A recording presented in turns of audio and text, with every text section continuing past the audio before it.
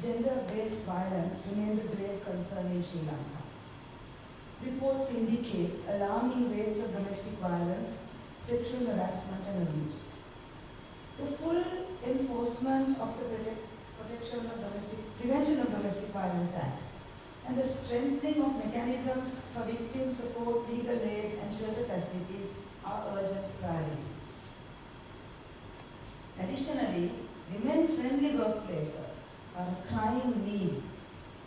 This will eventually benefit the next generation.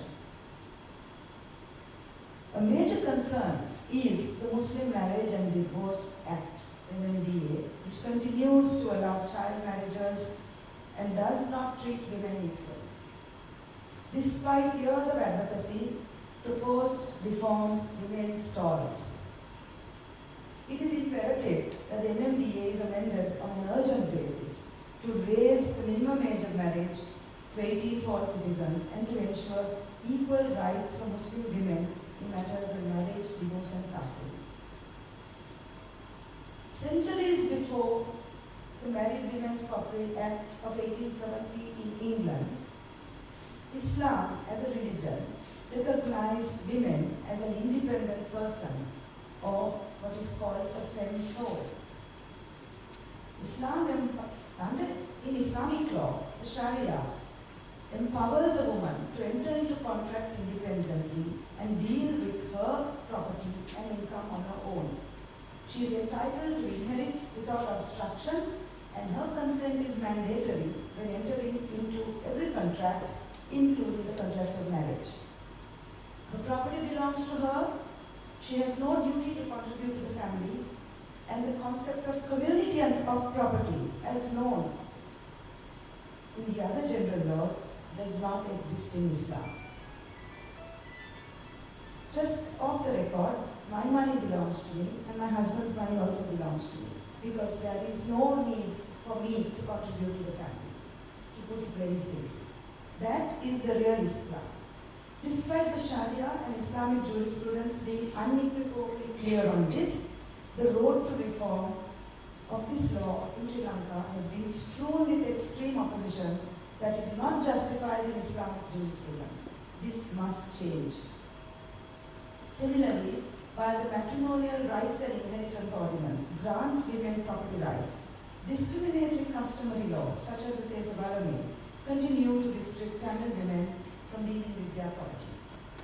Legal reforms then must address these discrepancies to ensure that all women, regardless of their ethnic background, have equal property and inheritance rights.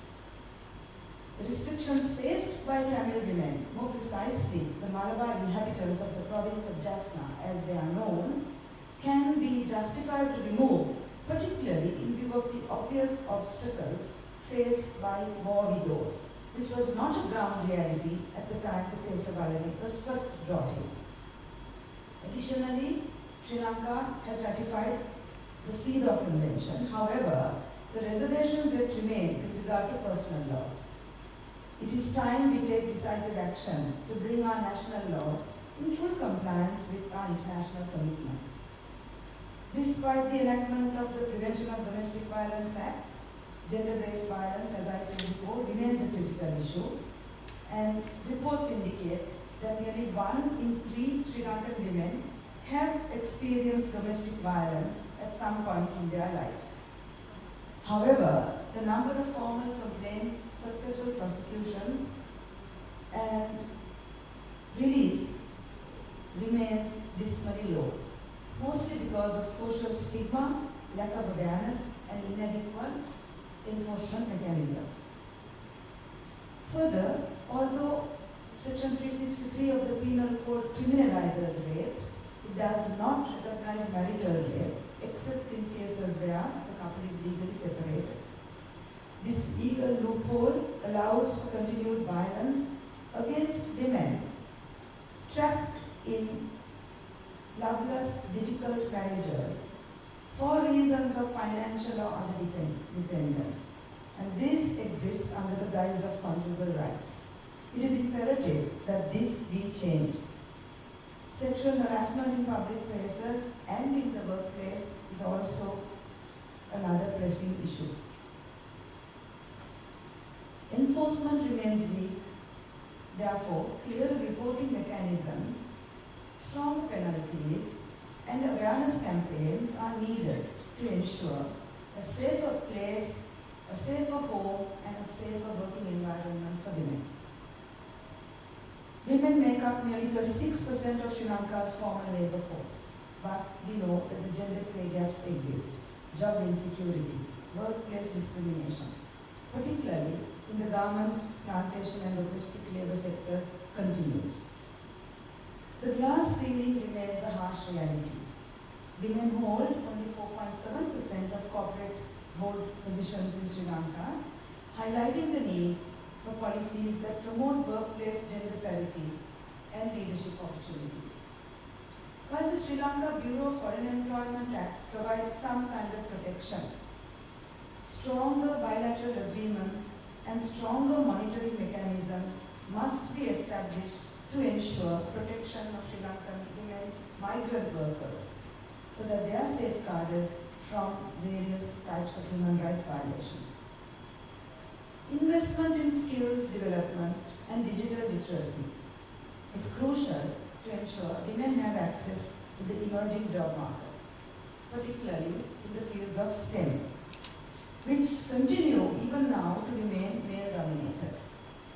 Digital literacy programs should be prioritized to equip women and girls with the skills that are needed for the modern workforce.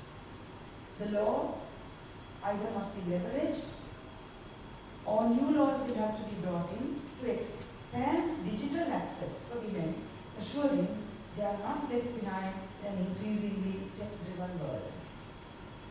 Political participation is fundamental to democracy, yet Sri Lankan women remain grossly underrepresented in decision-making areas.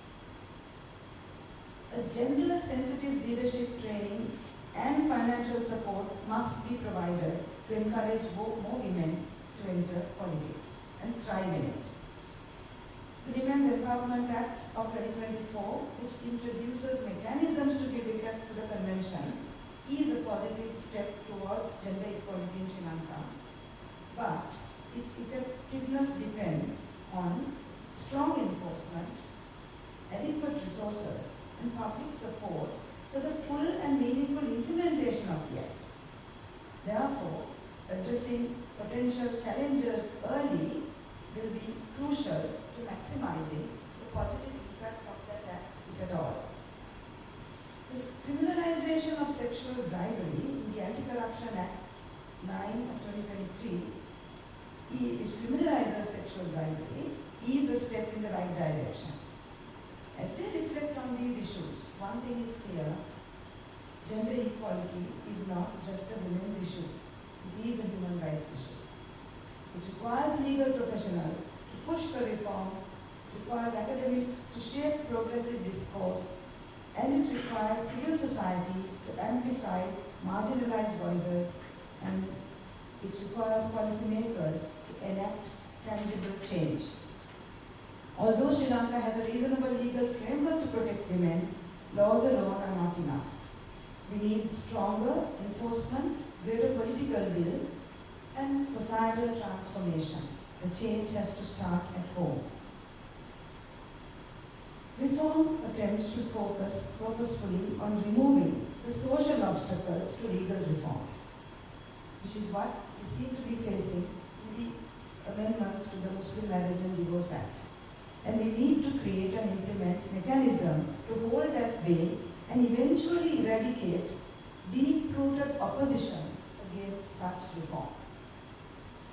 On a policy level, the adoption and establishment of the National Action Plan for the Protection and Promotion of Human Rights, 2017 to 2021, the Multi-Sectoral National Action Plan to Address Sexual and Gender-Based Violence, 2024-2028, and the National Strategic Plan for the Healthy Women's Program, 2019 to 2023, are all welcome tools which will form the framework to accelerate the elimination of discrimination against women and to promote gender equality. In Sri Lanka, unregulated microfinance schemes and discriminatory lending practices have pushed many women, especially those in the rural areas, into cycles of debt. The Microfinance Act of 2016, though a step in the right direction, fails to address those ground realities effectively. And urgent legal reform is necessary to regulate interest rates and prevent exploitative practices. Therefore, the central bank must conduct gender audits of financial institutions to ensure fair lending practices. I turn now to the labor force, which I have already dealt with, and one matter that I would like to leave behind is this. The maternity benefits ordinance, for instance, offers 84 working days of leave, falling short of the ILO's 14-week standard. Rectifying such issues would be a show of understanding of the unique struggles faced by women in attempts at achieving a work-life balance. Amending our laws to guarantee at least 18 weeks of paid maternity leave alongside paid paternity leave to promote shared caregiving responsibilities will ensure equality and equity in recognizing care work. Furthermore, enforcing equal pay for equal work, recognizing unpaid care work is an important economic policy, and implementing anti-harassment guidelines are essential steps to create workplaces that respect and value women and the immense contribution that they make despite biological challenges. Many women leaders in the political arena face harassment, face patriarchal attitudes, and a media landscape that often reinforces sexist stereotypes. To change this, we must expand mandatory quotas for women in parliament and in provincial councils, coupled with stronger legal protection. The national policy on gender equality and women's empowerment includes strategies. It advocates safe and legal access to abortion under medical supervision, extending beyond life-threatening cases to include instances of rape, incest, and severe fetal impairment. It is imperative to decriminalize abortion in cases of rape, incest, and severe fetal impairment. Whilst I know that I might be open to criticism on this ground, I think it needs to be looked at. One cannot ignore the elephant in the room. Tragically, gender-based violence remains pervasive in our society, with survivors often facing an uphill battle for justice. I am sure every one of us sitting in this room knows at least one person who has faced it at some point of their lives. Mandatory mediation in cases of domestic violence, low conviction rates, and a lack of safe shelters further victimizes women seeking justice. The need to establish specialized courts, provide adequate funding for safe houses to help transform our justice system with judges trained in the subject is a way forward. Finally, there must be reform to eliminate discrimination-based land and property laws, which I have already referred to.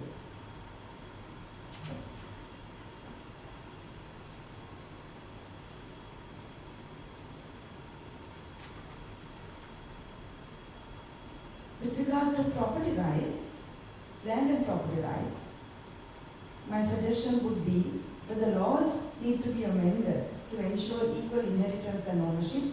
We saw that in the amendment of 2022 the Land Development Ordinance, but there also needs to be guarantees of land and housing, title deeds for women in the plantation sector to recognize their contribution. We can see that women's empowerment can be achieved only by a cohesive and concerted effort of all sectors of society and at a personal and systemic level. In the private sector, businesses must promote policies that create equal opportunities for women and ensure that women are represented at all levels, particularly in decision-making roles. True change can happen only when it starts in the family nucleus, within the home. Education resources and opportunities must be made available to the girl child so that she is not left behind and is not trapped in gender stereotypes.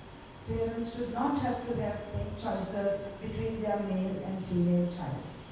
Shared domestic responsibilities will open the conversation and help dismantle these stereotypes and nurture respect and equality from an early age. The duty is to change the mindsets of the boys and men in our lives, and we need to tell them that cooking and cleaning are not women's jobs. They are life skills that everybody needs to know. And so therefore, gender equality is a global issue. The nexus between the elevated status of women and the increase in the quality of life of a country as a whole is true. As health and education levels of women rise, child mortality rates drop, child health increases, and children's education improves. Constitutional and legal reform frameworks must be designed to fit and solve the unique needs of a country, in alignment with its history and cultural challenges, but without disregard for the ground realities as we evolve. The data is clear: an equal world is better for all of us. When equality grows, communities are healthier, businesses are stronger, economies rise, and the world is a better place for everybody. The World Economic Forum says in its latest report that today's approaches to gender equality are still largely ineffective. The latest statistic is that they now estimate a staggering 257 years to close the gender gap on economic participation for women compared to 202 years in an earlier report. I don't think I got the figures wrong, but you can check. The responsibility of promoting gender equality does not rest solely on the government or institutions. It is a shared duty of every single one of us, every individual, every community. Back again to my favorite RBG, real change, enduring change happens one step at a time. Women will have achieved true equality when men share with them the responsibility of bringing up the next generation. Today, let us pledge to build a Sri Lanka where all women and girls can live free from violence, discrimination, and inequality, not just in law but in reality. And to end, I would like to say, once again, a quotation from RBG. I ask no favor for my sex. All I ask our brethren is that they take their feet off our necks. Thank you.